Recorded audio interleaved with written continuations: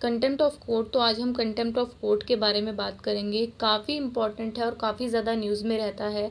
कभी कभी ये भी कहा जाता है कि कंटेम्प्ट ऑफ कोर्ट की वजह से जो है कहीं ना कहीं फ्रीडम ऑफ स्पीच को कंट्रोल किया जाता है। तो देखते हैं कि क्या होता है कंटेम्प्ट ऑफ कोर्ट एंड इसके बारे में बात करेंगे कि क्या सच में ऐसा है कि कंटेम्प्ट ऑफ कोर्ट की वजह से फंडामेंटल राइट जो है फ्रीडम ऑफ स्पीच का उसको कंट्रोल करने की कोशिश की जाती है। तो स्टार्ट करते हैं। कंटेम्प्ट ऑफ कोर्ट जो है उसके पीछे जो बेसिक आइडिया है वो है कि उन लोगों को पनिश करना जो कि कोर्ट के ऑर्डर को डिसरिस्पेक्ट करते हैं या फिर कोर्ट के ऑर्डर को मानने से मना करते हैं। अगर इंडियन कॉन्टेक्स्ट में बात की जाए तो कंटेम्प्ट ऑफ कोर्ट का यूज इंडियन कॉन्टेक्स्ट में बात करें तो कंटेम्प्ट ऑफ कोर्ट का यूज ऐसी स्पीचेस को पनिश करने के लिए किया जाता है जिसकी वजह से जो है कोर्ट की अथॉरिटी लो हो या फिर जस्टिस में किसी भी तरह का इंटरफेयर हो। तो उस टाइम पर जो है कोर्ट कंटेम्प्ट ऑफ कोर्ट का यूज़ करती है। अब कंटेम्प्ट ऑफ कोर्ट जो है वो दो तरह का होता है। पहला होता है सिविल कंटेम्प्ट, यानी कि अगर आप अपनी इच्छा से अपनी मर्जी से कोर्ट का ऑर्डर मानने से मना कर देते हो तो उस टाइम पर सिविल कंटेम्प्ट ऑफ कोर्ट लगता है। सेकंड होता है क्रिमिनल कंटेम्प्ट। तो इसमें क्या होता है, अगर आप कुछ ऐसा बोलते हो या फिर ऐसा कुछ लिखते हो जिसकी वजह से कोर्ट की अथॉरिटी कम हो या फिर जस्टिस डिलीवर करने में कोई भी इंटरफेरेंस हो तो उस टाइम पर जो है क्रिमिनल कंटेम्प्ट ऑफ कोर्ट लगता है। आप कुछ भी बोलते हो या आप कुछ भी लिखते हो तो उसकी वजह से कोर्ट की अथॉरिटी कम नहीं होनी चाहिए। एक तरह से जो जुडिशरी है उसको डिफेम नहीं किया जा सकता।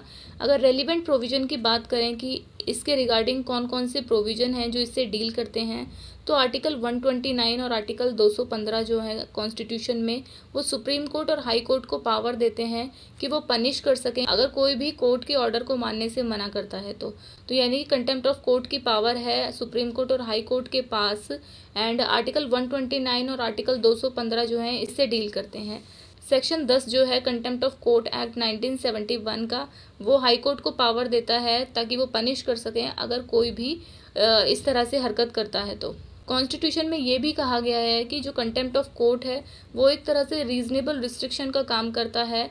जो आर्टिकल 19 है जो कि एक फंडामेंटल राइट है, जो freedom of speech and expression की बात करता है, तो उस पर एक तरह की ये रीजनेबल रिस्ट्रिक्शन है। आपके पास फ्रीडम ऑफ स्पीच तो है बट आप कुछ भी नहीं बोल सकते, आप कुछ भी ऐसा नहीं बोल सकते जिससे पब्लिक ऑर्डर खराब हो, जिससे डिफेमेशन हो।